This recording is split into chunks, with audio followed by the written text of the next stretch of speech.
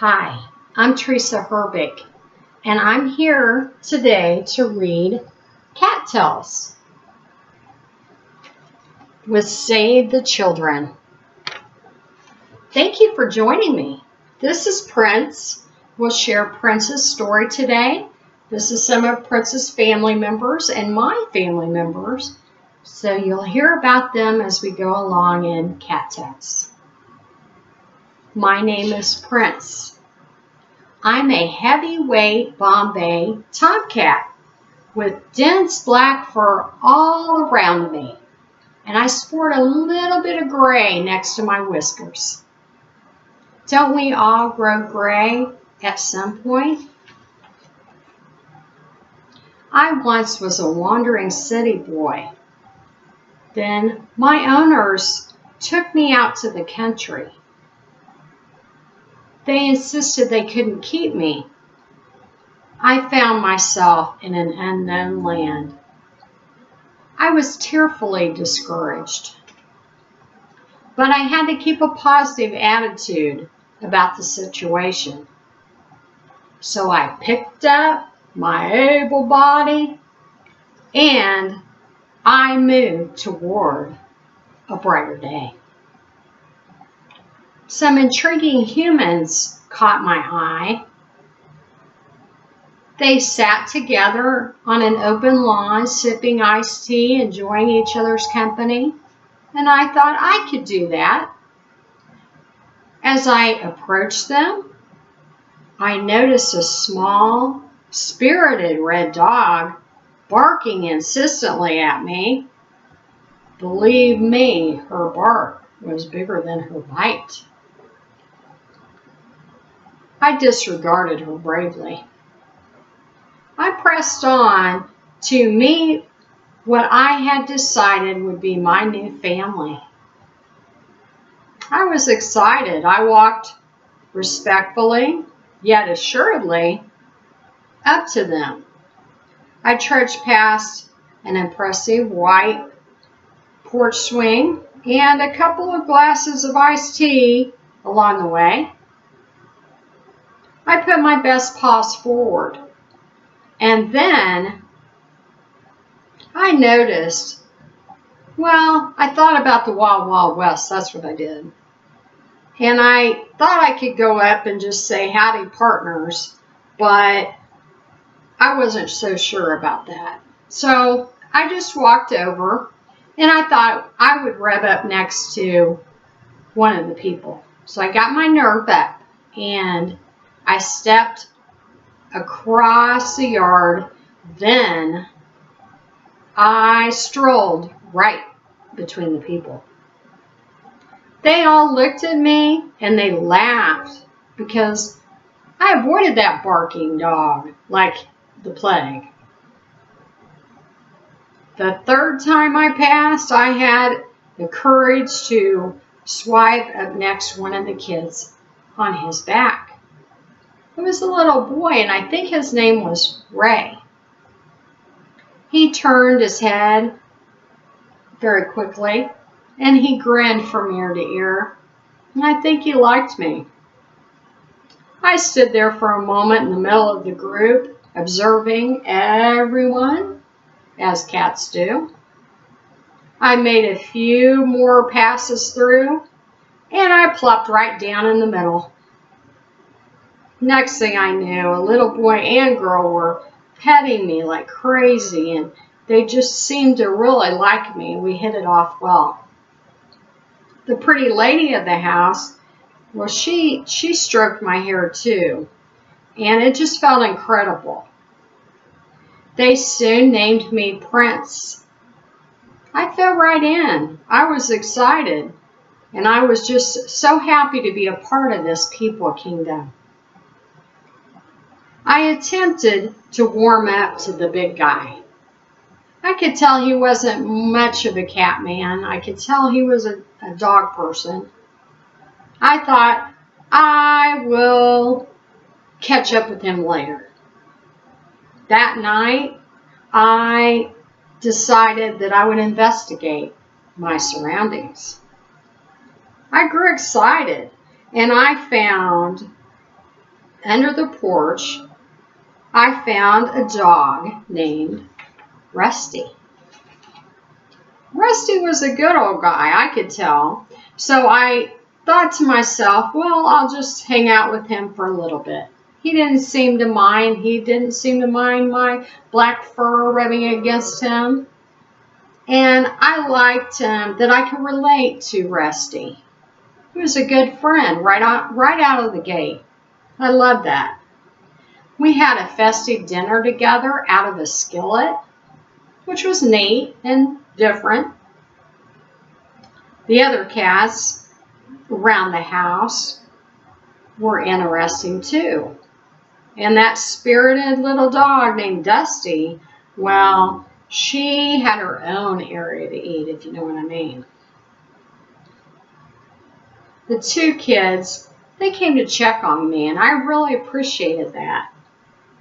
They made sure to say hello to Rusty and Dusty and all the cats and kittens, and I felt good to be in their home.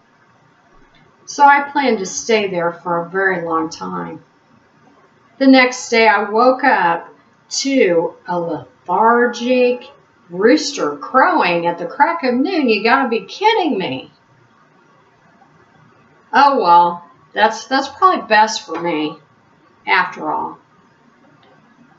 There were a few chickens in an area there, and well, all they did was eat and sleep. I didn't see any eggs come of it. What a life in a 3-acre farm. Is that a farm? Maybe. I engaged blissfully with a cat named Puffball. Puffball was a mama. She was the mama of 3 gray kittens.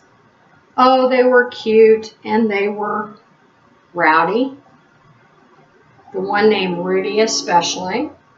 There was Cutie, Rudy, and Tootie. Who named them? I don't know. But I felt like I should look after them. I decided that I would take them on a little field trip. So I took them by a creek I saw along the way. It was beautiful. And so they followed me. And I was keeping eye on all of them. And then all of a sudden, Rudy, he split out. He went somewhere else. And oh my goodness, he was not paying attention. And he fell right into the creek bed. And oh, how we panicked. We were just so concerned. He plunged so deep and the water was frigid. The temperatures were chilly. We all panicked. And I quietly said a quick prayer. I knew that that was all I could do at the moment.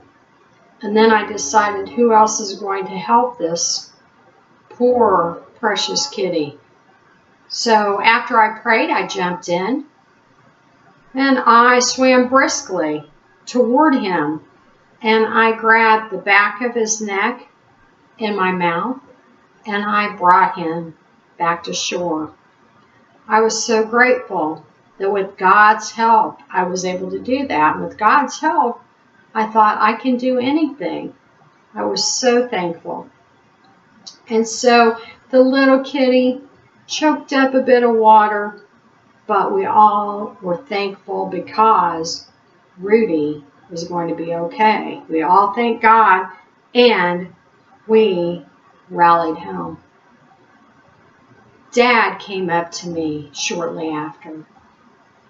I rubbed up against him a few times. I knew again that he was not really a cat person. He was a dog man.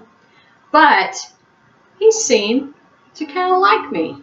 And so he reached down and pet me. And I knew that I had made a friend.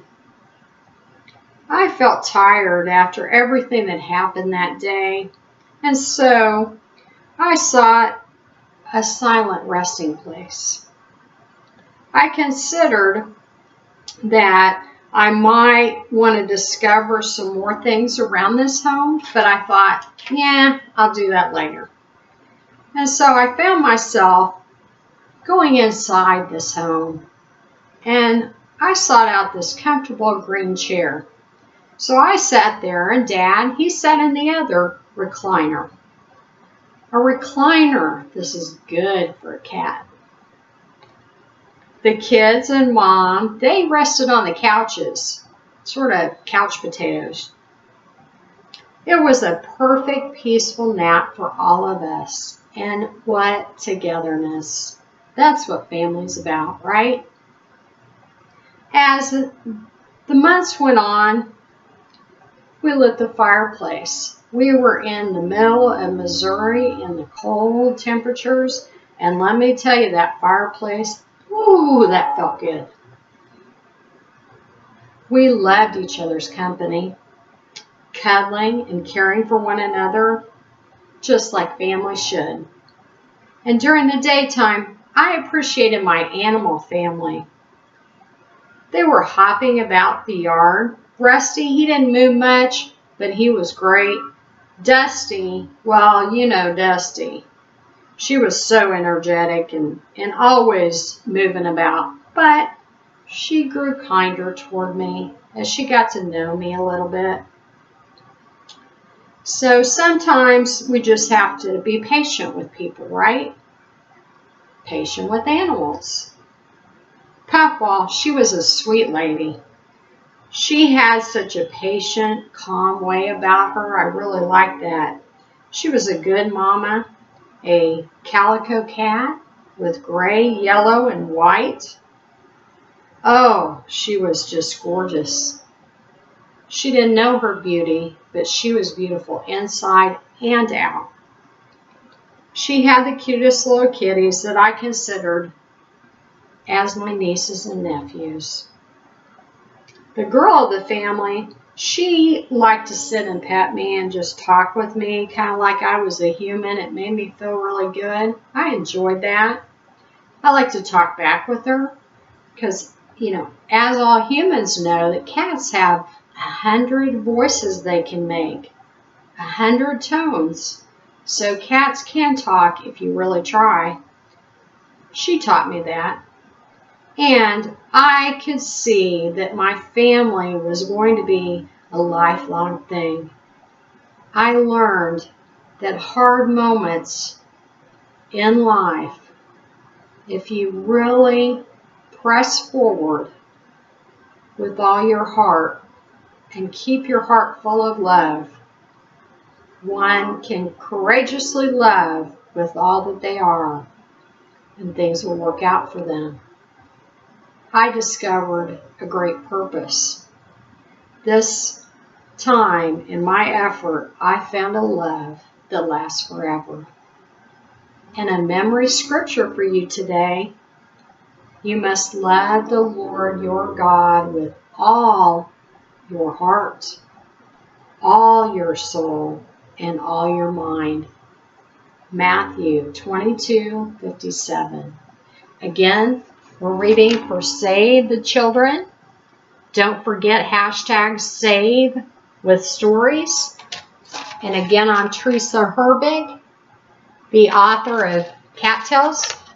You can find me online on Amazon, Barnes & Noble, and just about any bookstore.